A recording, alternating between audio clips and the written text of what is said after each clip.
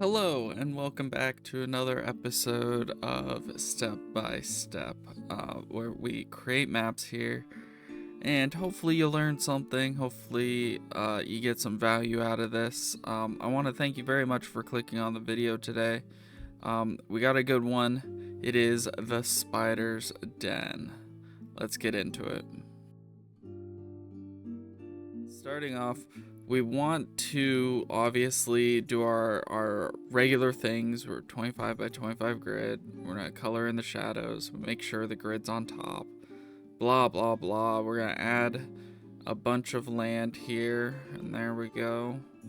And then we're gonna go ahead and pick our cave, kind of rocky area.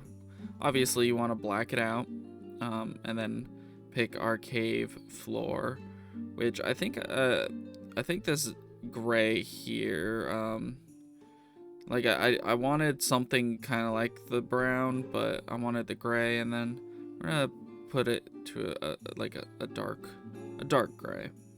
Then we're going to go ahead and kind of just make a little like kind of sections of a cave. And I was like, I don't really like this entrance. We did decide to go with like the cliffs, but I didn't like the entrance, so I went ahead and blocked it out, and then we made the entrance over on the top corner instead of the bottom corner. And we made it a big entrance as well. We also cut off that little area and then put a small cistern there, and then opened this area, and then I think we made another, little area here, and we kind of went with that. And here we're going to go ahead and add all of the cave walls. Again, this is super simple. This tool is a lot better than using the stencils, i.e. the little tokens you see me placing everywhere. This is just so much easier. Because I used to be the one that put walls everywhere and had probably 140, 200 assets just because the walls took up that much, or that many assets. So we went ahead and did the wall. Obviously it is way too big and it is the wrong flip, so we made it smaller, flipped it around, and we want to make it a little like closer to what we want, so a little darker, a little more contrast, and we gave it a green hue. Give it a little mossy kind of look if you look at it. Then we went with some twigs and stuff. I figured twigs and stones would be at the front, maybe some leaves would also be up in the front. Kind of makes sense. Most of the time when you go into a cave, there's just these accumulations of just debris that has essentially flew in with the wind. So here we're gonna go ahead and grab some rocks, and these are much too big, so I resized them. And of course you can use the rocks that we sometimes use on this channel, where you just place a bunch of rocks here and there. I went with this because it kind of looks natural. And then we kind of did piles.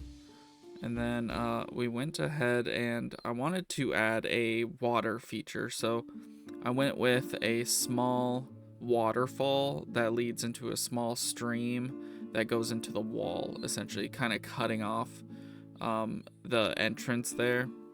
And we went with a black stroke with a no ripple effects, and then we went with a darker water because I think even if it's not gross water, it would be a darker water, because of the earth around it and the lack of light in that area. And then of course it's running water, so we added some waves, and then we wanted to add a waterfall, and I chose against the blue waterfall in favor of a white waterfall. And we just put that in the corner underneath the layer, added that, and then we subtracted pretty much everything we need and then added to the corners. just to make it flush. And then we started looking for webs. So this is one of the features that I don't like about Inkarnate, is not everything is completely in the search bar, essentially. So the search bar is flawed in the way, if you don't know the exact thing you're looking for, then it won't show up. I went with skeletons in the meantime because I couldn't find the webs, so we dotted some skeletons here and there. Again, the bodies would rot over time and just become skeletons, essentially. And then we added some bones here and there to represent that the bodies were moved at one point or disturbed at one point. So bones here and there. Bones are just a good little indicator to any adventurer. Hey, danger's here. Probably shouldn't mess around. And then we went ahead and added some... I think I went back to the webs here, and I was like, where are the webs? Like, I can't find them. And I knew they were there because I've done a spider map before, and I knew they had some really cool like web designs. And I was like, where are they? I even searched Inkarnate itself. I even searched Silk, and nothing. So I was like, all right, well, I guess I have to slowly go through every single one. And look at that, it's in the dungeon area. And we went with the cobwebs. Yeah, that's what they're called, cobwebs, which makes no sense on why I searched web and it did not show up. See what I mean? Anyway, we found the cobwebs and we started dotting them everywhere. A spider's den, especially if it's more than one spider, has a ton, and I mean this, a ton of webs, just everywhere. Sometimes webs are completely abandoned, but the webs stay there because they're so strong and resilient. Or they're used for different means in a spider's den. Here I decided to put like 2 very large pillars to indicate that this area essentially is kind of a small cave, in the sense of it's used specifically for these spiders came in and kind of made it their home. Otherwise, this cave used to be a mining cave, which you'll see later. I put a bunch of mining pickaxes or broken pickaxes. Again, there's that little thing that says you made a lot of changes, you need to save your progress. Please, again, save your progress. Don't be me. Don't be someone who doesn't save. Stuff will happen. You might exit out accidentally. Yeah. So they have these little victims, I want to say. They're called like spider victims or I don't want to say mummified bodies, but essentially bodies.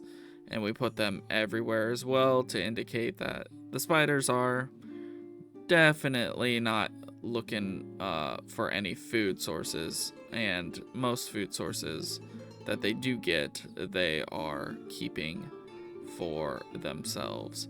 And spiders usually clump their food source together if they can. Otherwise, they will just leave it as it is. So we went with, I wanted to show you this. So what I did, I was like, I couldn't find any spider eggs. So I went with a cactus, and I turned the saturation all the way down and the brightness up. And then you turn the contrast just a little bit, and there you go. That's an egg sac if I've ever seen one. And that, I think, is one of the major benefits of Inkarnate, is that you can take whatever stencil that they have and you can repurpose it to whatever you need it to be.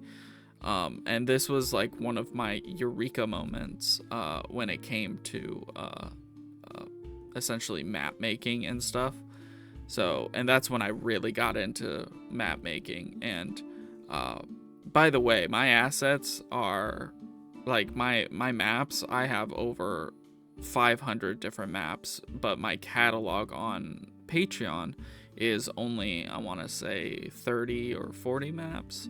I can't really tell you off the top of my head. I add them as I see them, and I also add them based on if another DM would use it, if that makes sense. Because, yeah. But anyway, I went ahead and added some backpacks. Here's the mining picks that I talked about. And we just kind of dotted those around. And yeah, I think this map looks great as is, but again, it's the small details that really make a map worth it. And then we went ahead and added some glass. It was on the wrong layer, so you change the layer, and it's underneath. And then it makes sense that these are adventurers and the glass bottles. And I think I added some blood as well. Just some extra glass bottles here and there. And then I added blood as well, kind of indicating that these bodies were here essentially a while, and maybe that the spiders didn't kill these initial bodies, these initial miners, but I went with some blood just to indicate that people died of poison or just rotted normally. And we kind of dotted those around. And then I wanted to make the waterfall just a little more realistic, so we added some mushrooms. So mushrooms are a great cave thing to add because it indicates that there's life essentially pretty much anywhere. And we added some little dots of mushrooms. We even added some wall mushrooms or wall fungus.